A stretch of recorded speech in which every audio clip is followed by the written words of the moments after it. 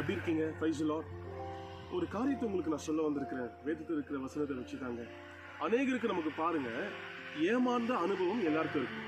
சில பேருக்கு குடும்பத்தில் ஏமாற்றம் இருக்கும், சில பேருக்கு உடன் பிறந்தவங்க கிட்ட ஏமாற்றம் இருக்கும், சில பேருக்கு காதலில் ஏமாற்றம் இருக்கும், சில பேருக்கு பாருங்க சிலரை நம்பி, சில மனுஷனை நம்பிக்கையா நம்பி அதில் ஏமாந்து போதில் எக்ஸ்பர்ட்டா இருக்கும் இல்லைங்களா? ஆனால் வசனம் தெளிவாக சொல்லுகிறது, 118ஆம் சங்கீதம் 8ஆம் வசனம் இப்படியா சொல்லுகிறது, மனுஷனை நம்புகிறதை பார்க்கிறோம் கர்த்தர் பேரில் பற்றுதலா இருப்பதே நலம் அப்படின்னு சொல்லி பாருங்க. அப்ப மனுஷனை நம்ப கூடாதுன்னு சொல்லி வசனம் தெளிவா சொல்லுது.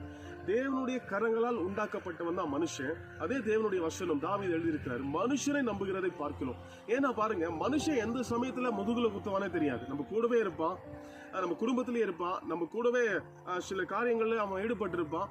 நம்ம நம்பிக்கையான ஒரு விஷயத்தை அவன் மேல வைக்கும் போது அவன் நம்பிக்கையை நம்மளுக்கு உடைக்கிற மாதிரி நம்மளுக்கு ஒரு துரோகம் பண்ணிட்டு அவன் போயிடுவான். அது போல காரியங்களுக்கு தேவனுடைய வசனம் தெளிவா சொல்லுது, மனுஷனை நம்புகிறதை பார்க்கிலும் தேவன் பேரில் பற்றுதலா இருப்பது நலம். நாசில் சுவாசமுள்ள எந்த மனுஷனும் பொய் என்று வேதவசனம் சொல்லுகிறது. பாருங்க, அப்ப யாரு நம்பணும், எதுதான் நம்மளுக்கு உண்மையா இருக்கும் அப்படின்னு சொல்லும் போது, யோவான் எழுதின சுவிசேஷம் 11ஆம் அதிகாரம் 21ஆம் வசனத்துல தேவனுடைய வசனம் இப்படியா சொல்லுது, இயேசு அவனை நோக்கி, நானே உயிர்த்தெழுதலும் ஜீவனுமா இருக்கிறேன், என்னை விசுவாசிக்கிறவன், அதாவது என்னை நம்புகிறவன் மறைத்தாலும் பிழைப்பான். அப்ப நம்மளுடைய நம்பிக்கையை நம்பிக்கையான ஒரு இடத்துல நம்ம வைக்கணும். இயேசு கிறிஸ்துவின் வசனம் இப்படியா சொல்லுது, நானே உயிர்த்தெழுதலும் ஜீவனுமா இருக்கிறேன். எங்க ஜீவன் இருக்குதோ அங்க உண்மை இருக்கும், எங்க உயிர்த்தெழுதல் இருக்குதோ அங்க ஏமாற்றம் இருக்காது.